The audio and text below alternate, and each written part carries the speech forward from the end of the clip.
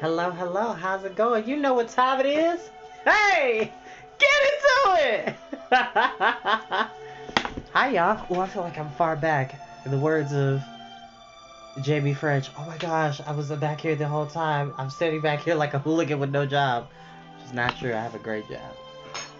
How is everybody? I do not own the music that is playing in the background, which is a beautiful Zelda reorchestration from a YouTuber named Indie Soundtrack. It's Zirio. So it is actually pretty good. This is actually a medley of Legend of Zelda: Link to the Past. I never actually got to play that game, but I'm very familiar with the story. I've read the manga, and it's super dope. If they ever want to adapt the Legend of Zelda for like live action or an anime series, this probably would be the one. It's not my favorite Legend of Zelda game of all time, which my favorite Legend of Zelda game is the first one I ever played, which was the Legend of Zelda Link's Awakening Director's Cut on Game Boy Color, and still stands as one of my favorite Zelda games of all time. Probably after that would be Twilight Princess, Ocarina of Time, and Majora's Mask. And then after that would be Skyward Sword. Breath of the Wild didn't do it for me, y'all. It really did not. I think the thing that, like, took away the love I have for it, not to say I'm not a Legend of Zelda fan anymore, it's just that when they added voice acting in Breath of the Wild for certain characters, I was just like, that wasn't necessary. I think the uniqueness of The Legend of Zelda is that the cast was mainly a silent movie, practically. And I think that was so cool because it gave you the inclination to build up your own idea of what the characters may or may not sound like. At least they didn't give Link a voice actor, which I was totally fine with in Breath of the Wild, but like Zelda and the King and all of the different warriors, I was just like, this would work a lot better. For me, I'm entitled to my own opinion, for me it would have worked better if they just stayed silent. Kind of like with Dragon Quest, if you're familiar with that franchise.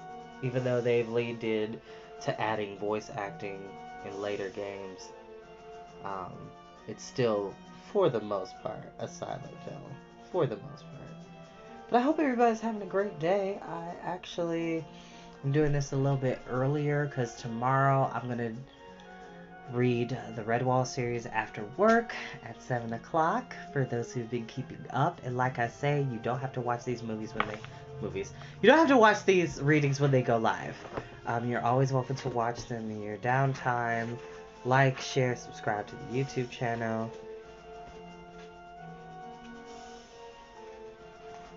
It's just been a really good day. I just got done working out at the gym. Bow, bow. Yeah.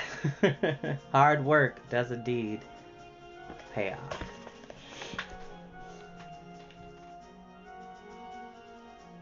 Without further ado, we will begin.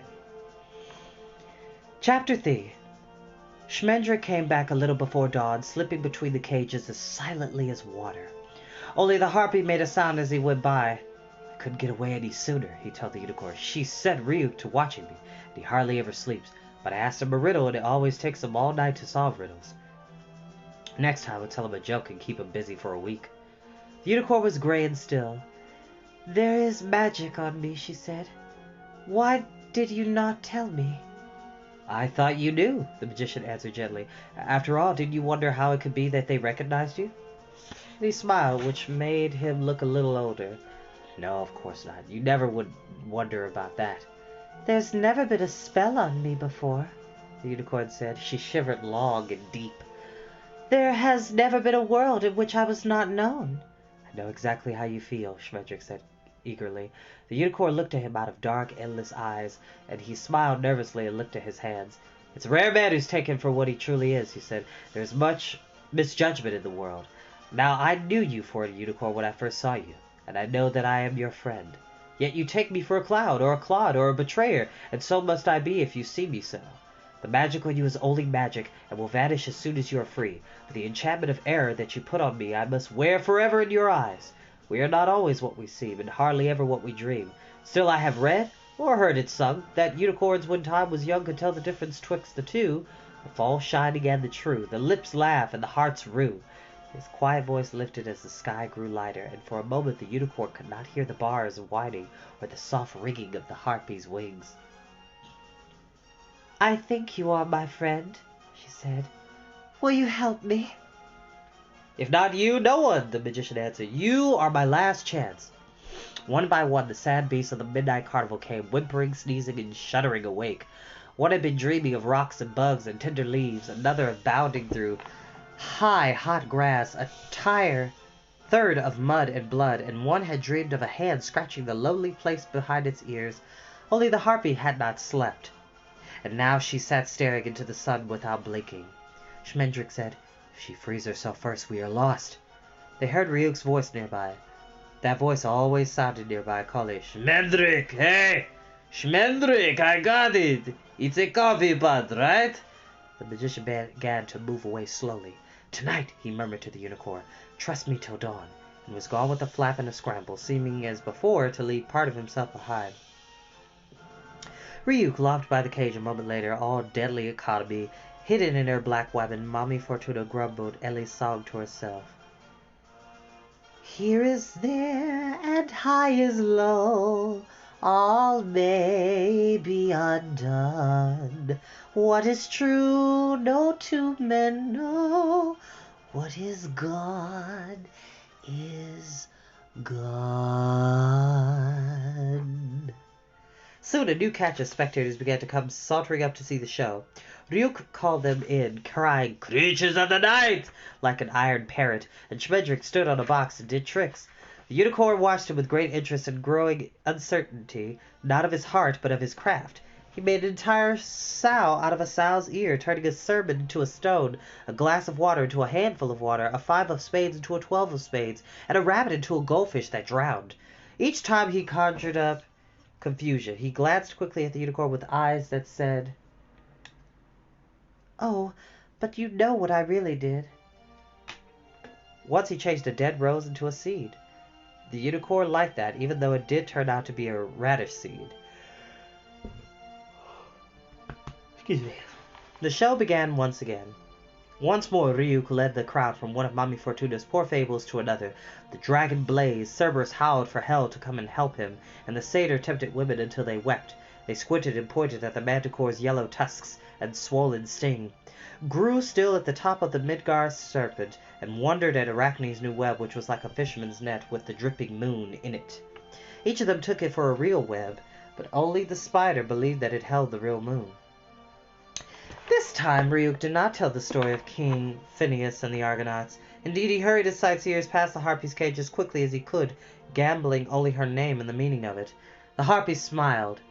Nobody saw her smile except the unicorn, as she wished that she had chanced to be looking somewhere else at that time.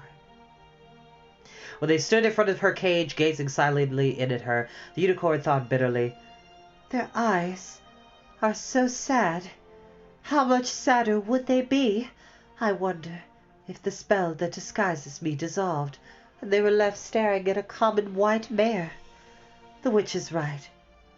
No one would know me." But then a soft voice, rather like the voice of Schmendrick, the magician, said inside her, "But their eyes are so sad." And when Ryuk shrieked, "Behold, the very end!" and the black hanging slithered back to reveal Ellie, mumbling in the cold and the darkness, the unicorn felt the same helpless fear of growing old that set the crowd to flight. Even though she knew that it was only Mommy Fortuna in the cage, she thought the witch knows more than she knows. Night came quickly, perhaps because the harpy hurried it on. The sun sank into dark, dirty clouds like a stone in the sea, and with about as much chance of rising again, there was no moon or any stars.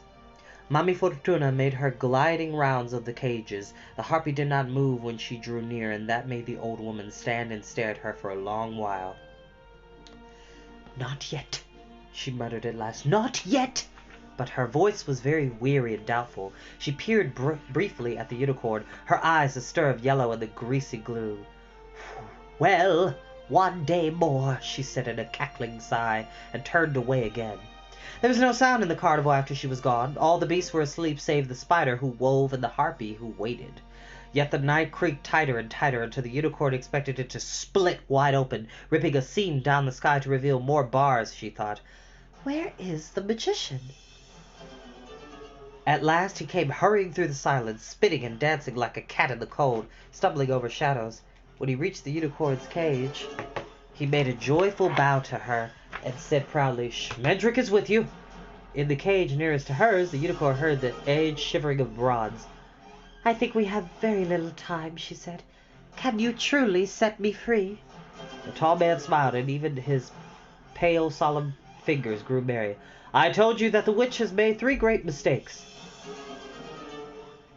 Your capture was the last, and the taking of the harpy the second, because you're both real, and Mommy Fortuna can no more make you hers than she can make the winter a day longer.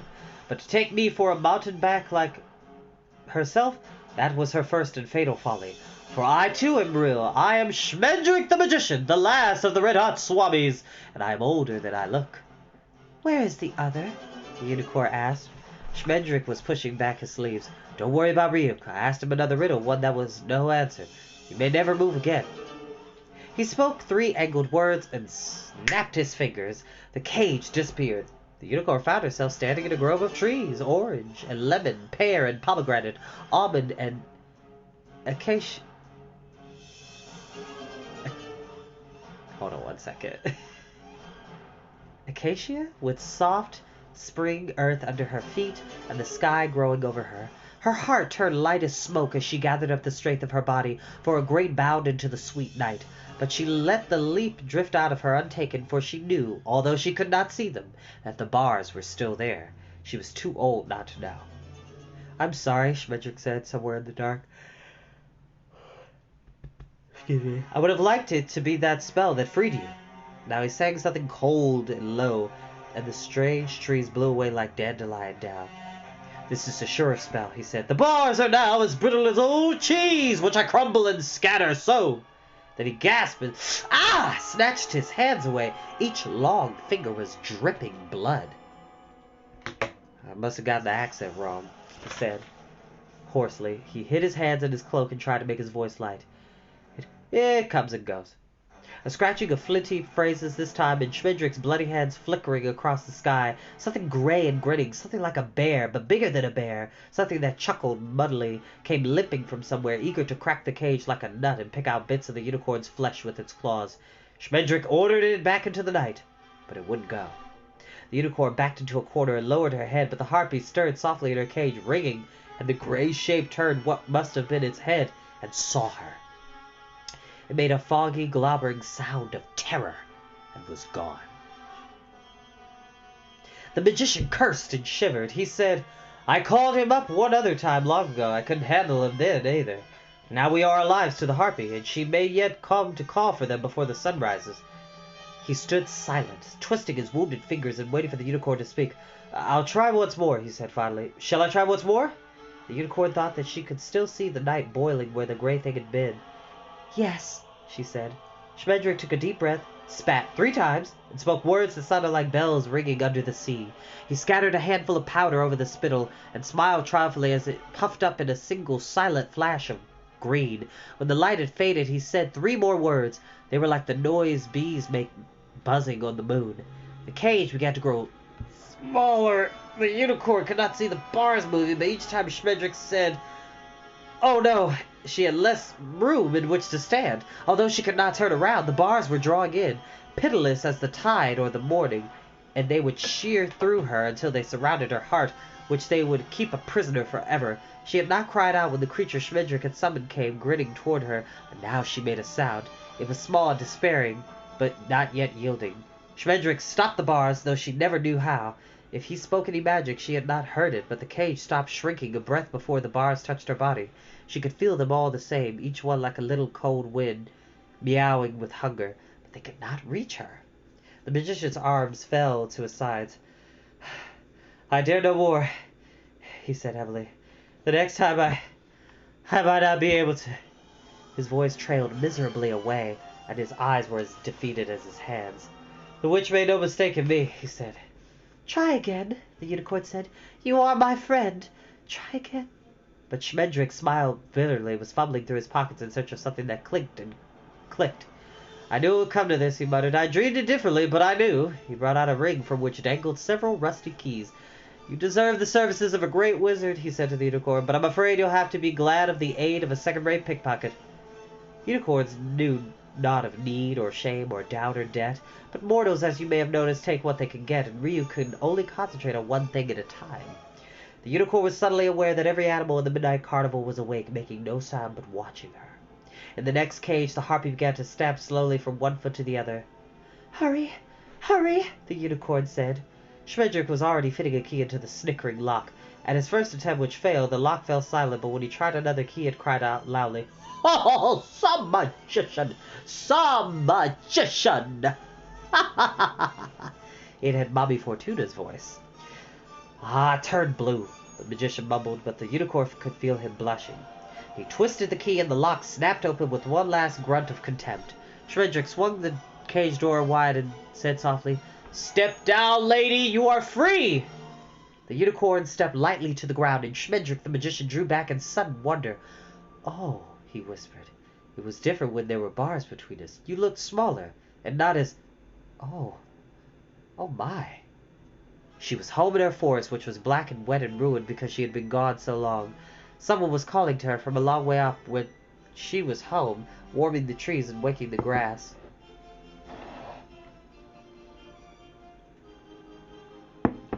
Hi, Aaron. Hi, Tyra. Hi, Nia. Thank you for watching, y'all. Appreciate y'all.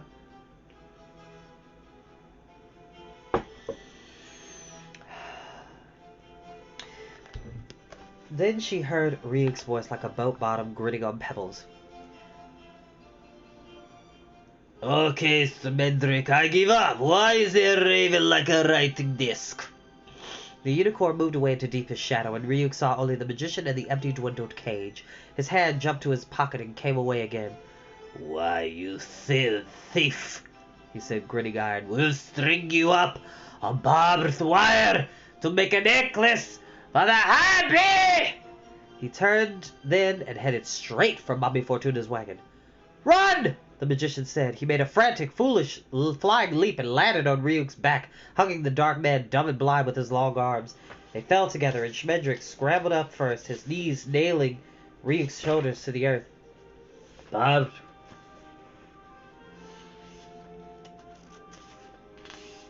Barbed wire? You pile of stones, you waste, you desolation! I'll stuff you with misery till it comes out of your eyes! I'll change your heart into green grass and all you love into a sheep! I'll turn you into a bad poet with dreams! I'll set all your toenails growing inward, you mess with me! Ruik shook his head and sat up, hurling Schmendrick 10 feet away. "What are you talking about?" he chuckled. "You can't turn cream into butter!" The magician was getting to his feet, but Ryuk pushed him back down and sat on him. "I never did like you," he said pleasantly. "You give yourself airs and you're not very strong. Heavy as night." His hands closed on the magician's throat. The unicorn did not see. She was out at the farthest cage, where the manticore growled and whimpered and lay flat. She touched the point of her horn to the lock and was gone to the dragon's cage without looking back. One after another she set them all free, the satyr, Cerberus, and Midgard's serpent. Their enchantments vanished as they felt their freedom, and they leaped and lumbered and slithered away into the night. Once more, a lion, an ape, a snake, a crocodile, a joyous dog. None of them thanked the unicorn, and she did not watch them go. Only the spider paid no mind when the unicorn called softly to her through the open door. Arachne was busy with the web, which looked as though the Milky Way had begun to fall like snow. The unicorn whispered, "Weaver, freedom is better. Freedom is better." But the spider fled unhearing up and down like her iron loom. She never stopped for a moment, even when the unicorn cried, "It's really very attractive, Arachne, but it is not art." The new web drifted down the bars like snow.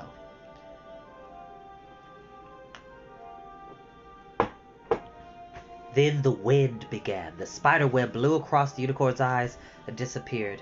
The harpy had begun to beat her wings, calling her power in. As a crouching wave draws sand and water roaring down the beach, a bloodshot moon burst out of the clouds, and the unicorn saw her, swollen gold, her streaming hair kindling, the cold, slow wings shaking the cage. The harpy was laughing.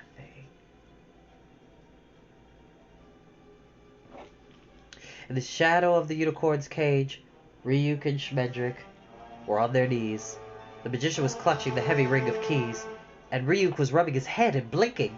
Their faces were blind with terror as they stared at the rising harpy, and they leaned together in the wind. It blew them against one another, and their bones rang. The unicorn began to walk towards the harpy's cage. Schmendrick the magician, tiny and pale, kept opening and closing his mouth at her, and she knew what he was shrieking, though she could not hear him. "She will kill you! She will kill you! Run, you fool, while she's still a prisoner! She will kill you if you set her free!" But the unicorn walked on, following the light of her horn, until she stood before Seleno, the Dark One.